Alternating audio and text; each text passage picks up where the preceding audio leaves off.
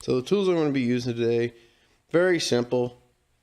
You know, breaker bars, heavy duty ratchets, impacts, Harbor Freight welder, grinder, drill press, level,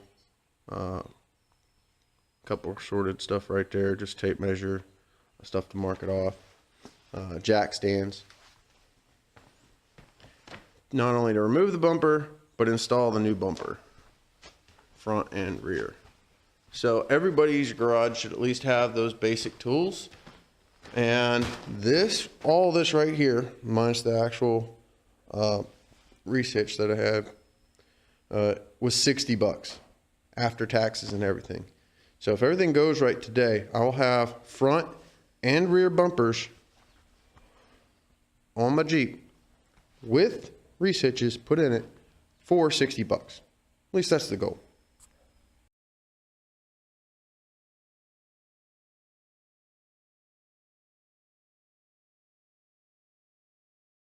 Now you may be wondering why in the world I took off the bumper this way instead of taking it off on the 4 bolts. And that's because how this is mounted up, I want to gauge how far back I need to make my mounts to get this to sit level, and it's easier for me to measure off this and hold up a piece of C-channel here and verify I'm going to get it back far enough so that it doesn't interfere with my tailgate, and at the same time I don't want it so tucked up underneath there that when I do go to hit, if I go to back up into something, that this fiberglass tailgate hits. So you can see the problem here is some of this is just rotted away.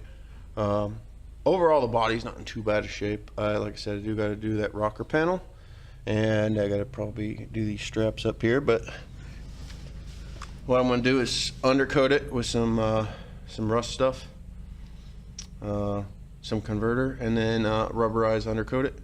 And I got to do this today too. See the exhaust there?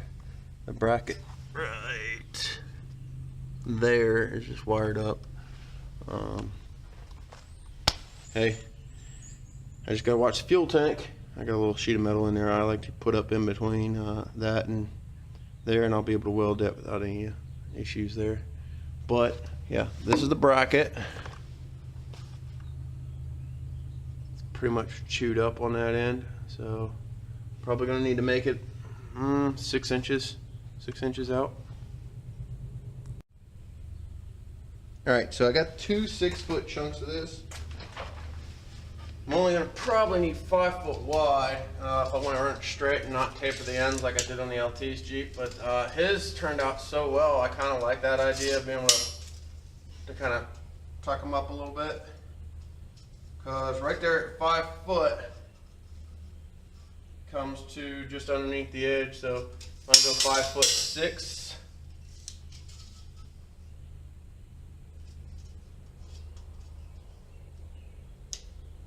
That should let me taper the ends. And I got some other material around here I can scavenge if I run short. But right here, like I thought, to the top of this is 4 inches. So probably need to at least go 4 inches out.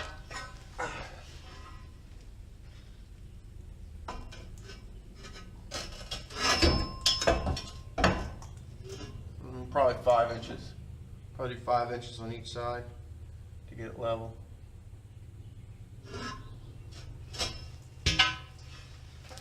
That shouldn't be too bad. Hard part is going to be making the bracket itself with the drill press. We shall see.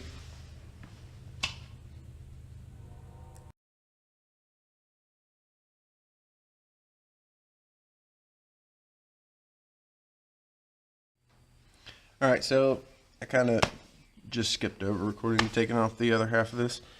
So you see this bracket here? This is the bracket that we're going to be replacing. And how I'm going to replace this is, I'm actually going to take a chunk of this C-channel here. I'm going to cut it off right there and put my holes right here. I mean, that's going to make up this part right here. And the same for this part right here. Now, I have seen people actually just cut this off and reuse this bracket here and just weld new on, but as you can see, that probably wouldn't be the smartest idea with this one. And what I'm going to do is I'm going to mark out my holes. I'll measure that off, mark off my holes, and cut it off there. I'm going to need 1, 2, 3, I'm going to need 4 of those, 1 for each end here. Verify the measurements. So what will end up happening is I'll bolt those in. I'll bolt that in. Once they get bolted in, it'll come out, it'll stick out 4 inches. And at that 4-inch mark, that's whenever I'm going to go ahead, disconnect the battery, and then tack weld this main beam on. Now, when you're welding on a vehicle, there's a couple things. First off, you are near the gas tank. So please, please, please, please, please make sure you do not have gas leak, because the vapors are what's flammable, because you are, a lot of sparks. Second, unless you want to fry your electrical system, disconnect your battery, please. I do not know why in the world people don't do that, and they end up frying their batteries along with other things. So disconnect your battery and you're good to go. All right. So we're not actually welding to the actual body. We're welding to the parts that we're actually bolting to the body. So let's get measuring and get to cutting.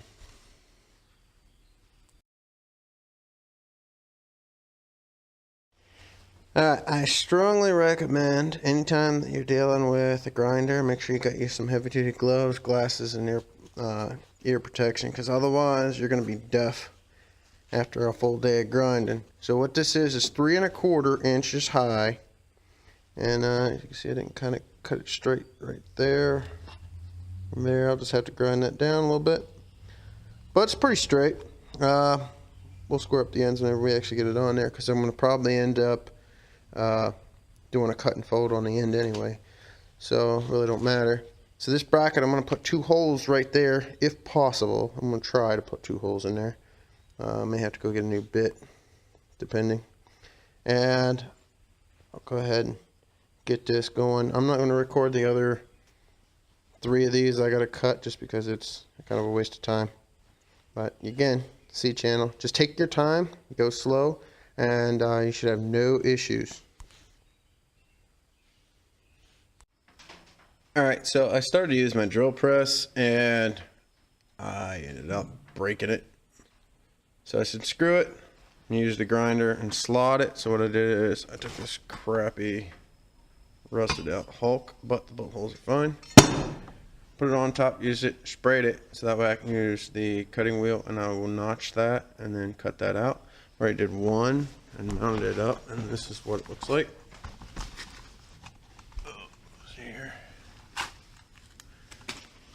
I just got it finger tight in there. It's not super tight, but as you can see, it'll sit there. What I'll do is I'll end up popping this hatch, and this, to get the bolt pattern right, I needed to have it 3 1/4, so that way I could actually have the bolts, center to center the best I can. All right, center to center best I can. So what that means for this is, remember, C channel has this like part right here that's a little skinnier. So all this rough stuff I really don't care about. What I'm going to do is I'm going to take the grinder, I'm just going to smooth this corner over. That way when I go to weld this, I can literally weld all the way down, all the way across, down, across, and then the back side all the way. Once I do the 2 outer ones, then I'll put the inner one in, tack weld it from the top or the bottom, depending on however I can get to it, and I will pull the bumper back off, and then I will go ahead and weld all the way around. And if I can get to the center, I will weld it, but if not, I'm going to weld all the way. So one of these will be welded all the way around, and one will be welded on 3 sides of it the best I can. So that is the plan. So it should be plenty strong, because this is already way stronger than the original bracket. Just this one bracket alone is way better than that rusted old Hulk that was there.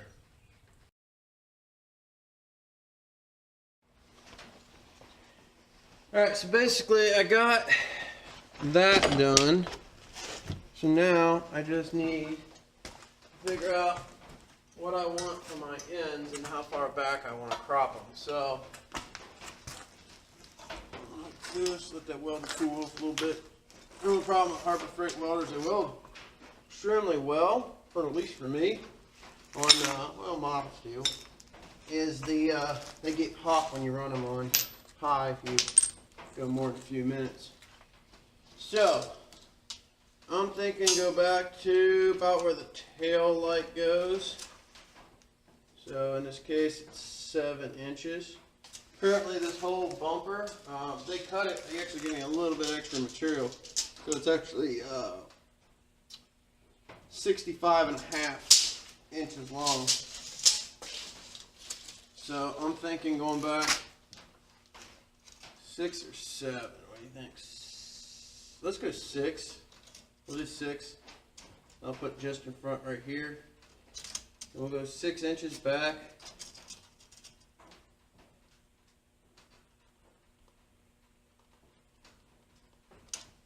On both sides.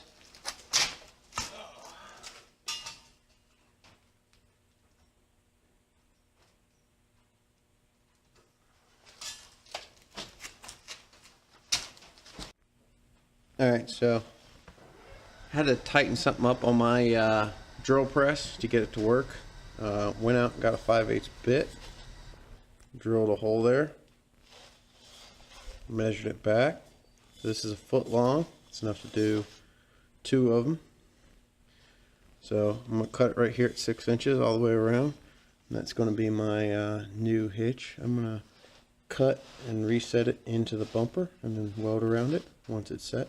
Take everything off, completely weld up the bumper, and then once it's finished, I'll go ahead and give it a good coat of paint, and that should get us going here.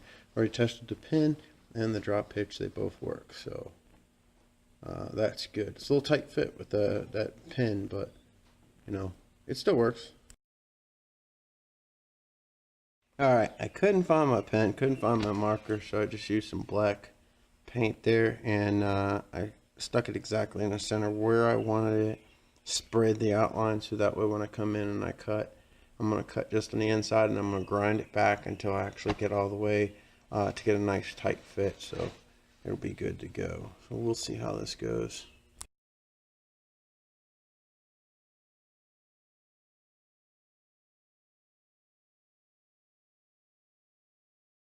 Basically I'm going to take a little bit of a break, let that cool a bit.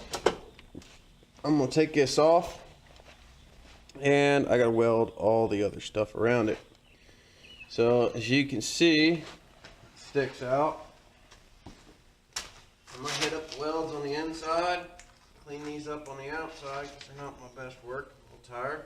And then weld the bottom here and then the inside, so should be good to go. Got my drop hitch here, got my other one too. Put my pin in and off I go. Be good to go. Put the other stuff on here too. I still got to notch this. I'm going to do that when it's down so I don't have to worry about cutting around there, so I can figure out what angle I want to make those. And then I'll weld them up as well. So let this cool down. Get it unbolted, I'll get it welded, and then we'll be done. Get it back up on there. And all I got is trailer lights left to wire it up. I'll probably do that tomorrow for the back, and then the front we'll have to do some other time. At least take me a little longer today than I thought it would. Mainly because I don't have my helper. When the LT's here, it works a little quicker. So this is what my afternoon ended up being. To get this done, I guess I'll do the other one tomorrow. As you can see, not my best welds there. Those are still a little on the warm side. Cut, cropped it, bent it, came back up. Got the hitch welded in there. Got the other side done as well. First thing we use is this rust fix. It's a rust converter. I use it till I'm out, let it all dry, and see how it goes from there. Alright, I'm gonna go ahead and hit up the back side there. That basically comes to $30 and my time, so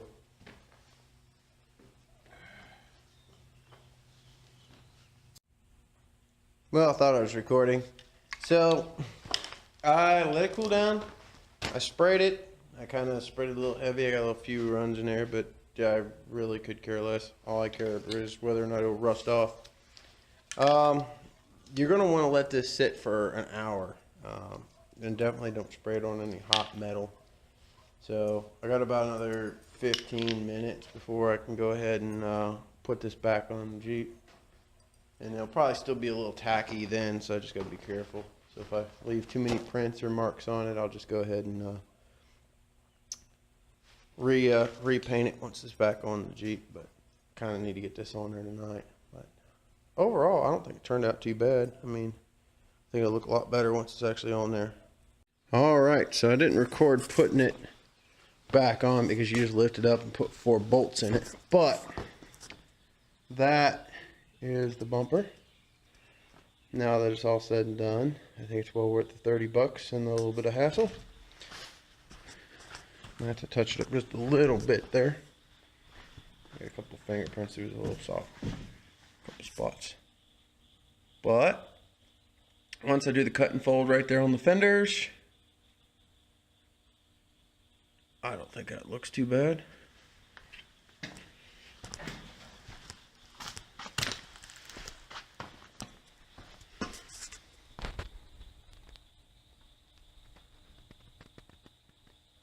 Especially for $30.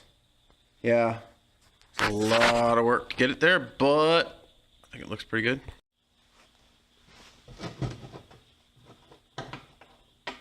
Now this is going to be a little tight because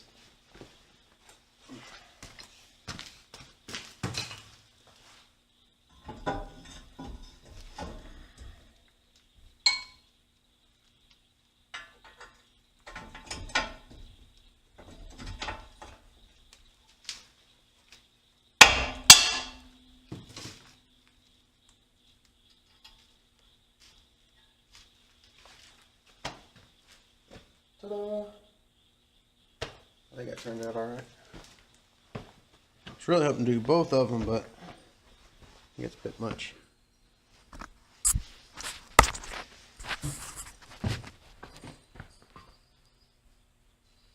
should put it about the right height for my trailer. I got the trailer light wiring in there. I just gotta wire it up as well.